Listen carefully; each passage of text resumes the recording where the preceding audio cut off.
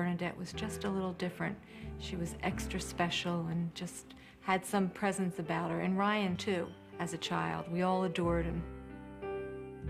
Just bright and sunny with his big blue eyes, and they sparkled. Ryan Griffin loved being the baby of the family, the youngest of 5.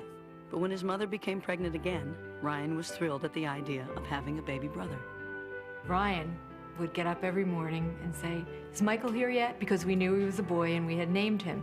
And, "Is Michael here yet?" And I'd say, no, a couple more months and you'll get to meet him. But tragically, that was not to be. One summer day in 1987, less than 3 months before Michael was born, Ryan James Griffin drowned in the family's backyard pool. Ryan Griffin was not yet 3 years old. After Ryan died, it was all-consuming pain and sorrow. I would wake up and my very first thought would be, Ryan is dead. And I thought that would be my first thought for the rest of my life. But life had to go on. Teresa and her husband had 4 other children to care for, and soon there was one more, Michael. Babies bring joy. Whether you like it or not, they make you smile, and he was so healing for our family, just tremendously. And you will be normal, but you're never the same. I was raised a Catholic, and you believe there's a heaven, but when something that awful happens and it's your baby gone, your first thought is, where are they? Maybe it was all a lie. Maybe it doesn't exist. 3 years later, in 1990, Teresa seemed to get an answer to her questions, and yet the answer would raise even greater questions. It began when Michael, who had been playing outside, came in for a talk with his mother. He was just about the same age as Ryan when Ryan left. And he said to me, "Let's talk about heaven." And I said, "What do you want to know about heaven, Michael?" And he said, "I tried to save him, but I couldn't." And I said, "What do you mean?" He said, "He was running, Mommy. He was running fast.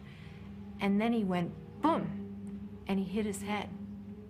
And then there was a splash. And then he went gulp, gulp, gulp." At this point, I had chills.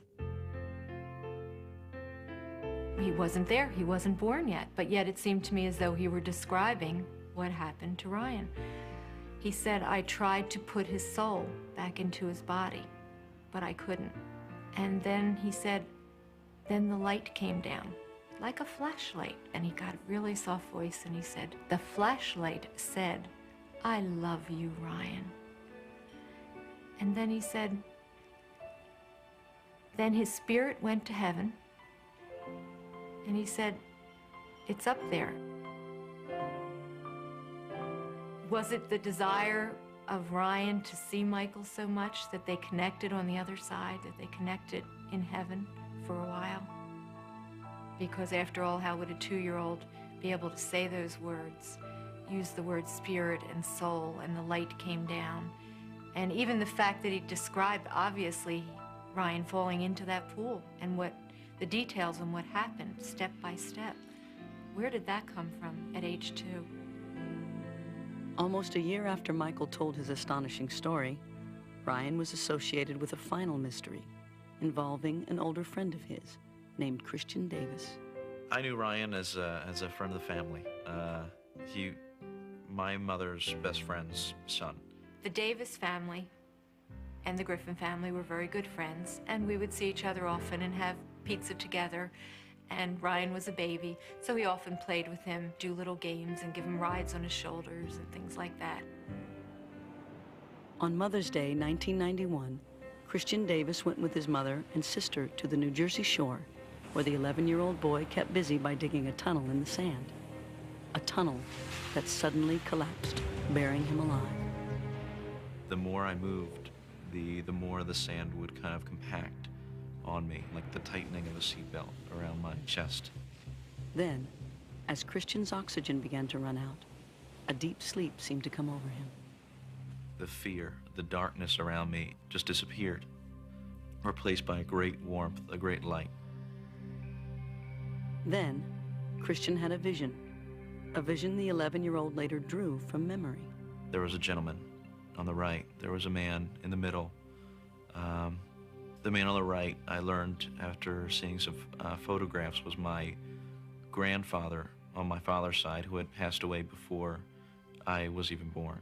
And to the left, there was a lady holding a baby who I pretty much immediately recognized as being Ryan. I knew this because of his really prominent blue eyes. It was almost as if he knew what I was going through. You know, he was aware, and he went to touch my cheek.